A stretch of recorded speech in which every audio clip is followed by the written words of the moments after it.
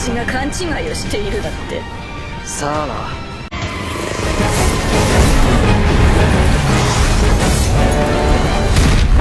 桜。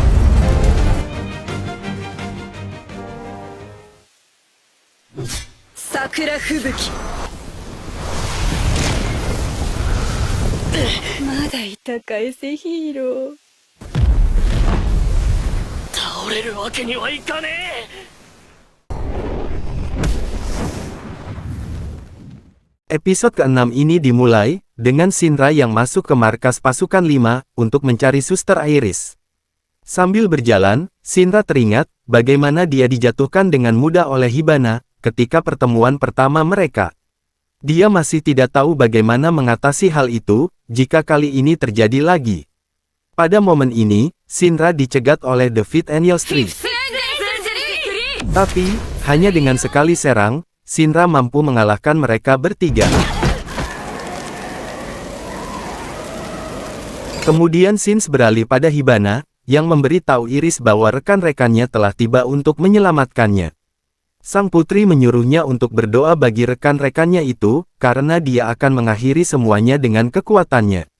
Hibana mengungkapkan, bahwa di dunia ini ada yang dibakar, ada juga yang membakar. Dan Hibana adalah orang yang termasuk membakar.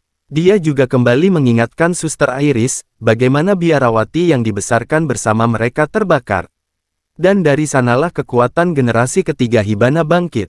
Dia berniat akan membakar semua orang yang lebih lemah darinya, dan menginjak abu mereka, sebagai rasa bahagianya. Lalu Iris berpendapat, bahwa cara seperti itu tidaklah pantas disebut kebahagiaan. Dan, Hibana pun marah karena perkataan Iris dan langsung menyerangnya. Beruntung pada momen ini Shinra tiba, mengklaim ada pahlawan di sini untuk menyelamatkan Suster Iris. Tapi, Iris menyuruhnya lari karena Hibana bukan tandingannya. Namun, Shinra menyuruh Iris untuk jangan khawatir.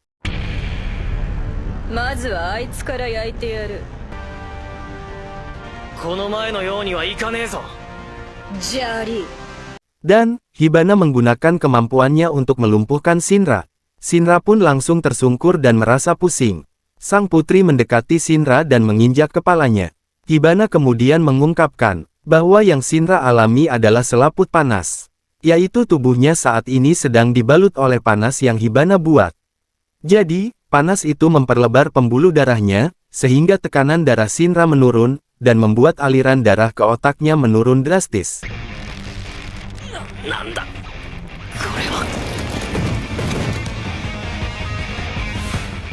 Shinra berusaha berdiri dan mengklaim, bahwa pusing yang dia rasakan hanyalah imajinasinya. Tapi, Hibana masih merendahkan Shinra, karena masih belum mampu berdiri tegak. Dan atas perkataannya itu, Shinra pun akhirnya mampu menghilangkan rasa pusingnya, dan mulai berdiri tegak. Hibana pun sedikit terkejut. Dia pun memanggil bunga merah panasnya yang terbuat dari api.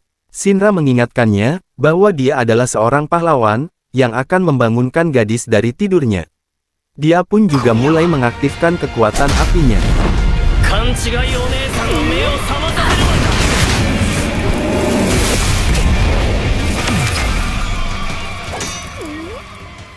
Di awal pertarungan, Shinra tampak terhuyung-huyung dan bahkan tidak bisa terbang dengan baik.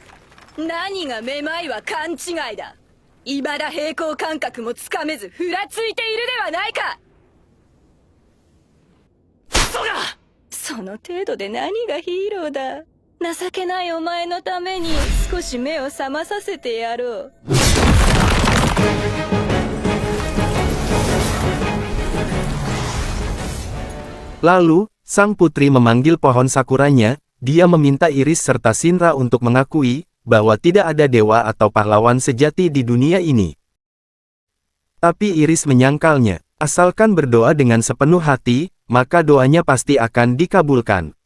Dia juga mengingatkan Hibana, ketika mereka berdoa bersama di biara saat masih kecil. Hibana pun menanggapinya, bahwa itu memang benar, tapi adakah biarawati yang selamat dari kebakaran, kecuali Hibana dan Iris. Padahal, semua biarawati selalu mengabdikan dirinya pada Dewa Matahari.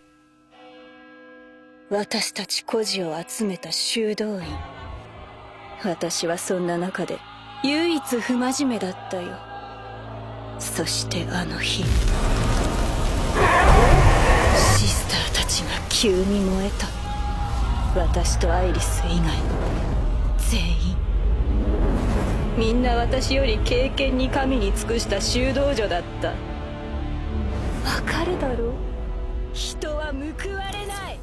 Kemudian, kini terlihat Shinra mulai berdiri lagi dan mengatakan, Hibana adalah korban dari fenomena api seperti dirinya. Shinra menyatakan, dia juga sedikit mengerti perasaan Hibana, karena kehidupannya juga sama-sama dihancurkan oleh api. Tapi, sang putri malah mulai menyerang Shinra menggunakan badai sakura apinya. Entah bagaimana, Shinra menahan panas dan menahan diri agar tidak pingsan. Shinra mengatakan, dia harus mengalahkan Hibana demi kebaikan dirinya, serta menjadi seorang pahlawan. Hibana menolak untuk percaya ada pahlawan di dunia ini. Tapi, Shinra mengatakan, itulah mengapa dia harus menjadi pahlawan. Hibana terkejut dengan kata-katanya. いいか、今からあなたをぶっ飛ばす。それもこれも全部あなたのために。この世にヒーローがいねえから俺がヒーローになるって言ってんだよ。 Dan Shinra, dia langsung mendaratkan pukulan keras ke arah Hibana. Lalu, kini kita diperlihatkan flashback. Hibana menghibur suster-suster lainnya, dengan kekuatan apinya.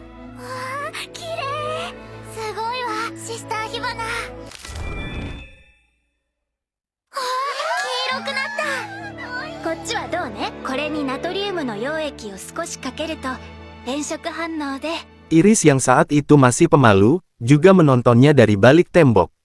Hibana yang menyadarinya pun menyuruh Iris untuk bergabung bersamanya, dan suster-suster lainnya.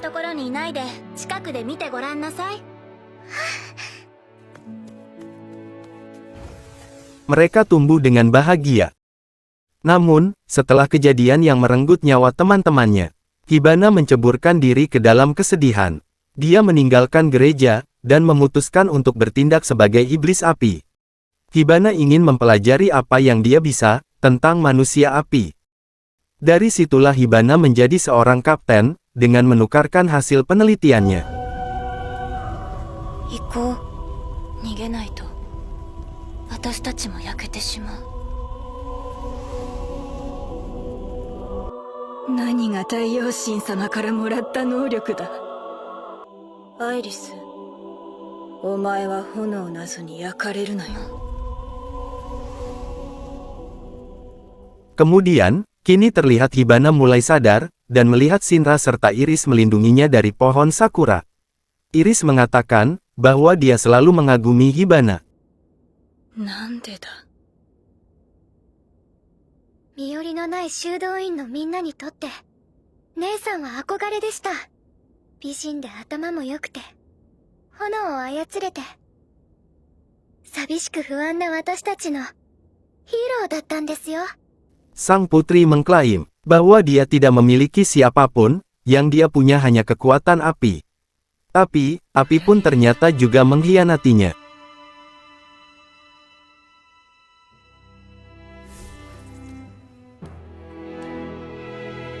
Dan Shinra mengatakan, Hibana kini memiliki pahlawan di sisinya. Hibana bertanya, mengapa Shinra menyelamatkannya. Shinra pun menjawab, bahwa pahlawan tidak membutuhkan alasan, untuk menyelamatkan orang lain.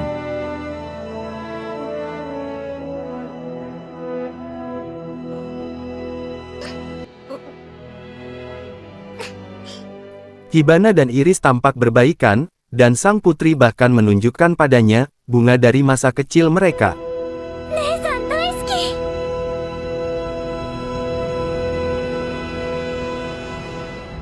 Setelah itu, mereka keluar untuk melihat situasi. Hibana mendapati pasukannya, telah dikalahkan oleh segelintir pasukan 8. Tapi, dia juga bingung, harus memberikan penjelasan apa, kepada para atasan dengan kejadian ini. Dan Iris memiliki ide untuk melaporkan, bahwa pasukan 8 dan pasukan 5 mengadakan pesta makan bersama. Meskipun sedikit konyol, tapi Hibana ternyata menyetujuinya. Shinra berkata, bahwa Hibana kali ini mudah sekali diajak bicara. Dan Hibana pun mengungkapkan, bahwa dia jadi menyukai Shinra sekarang.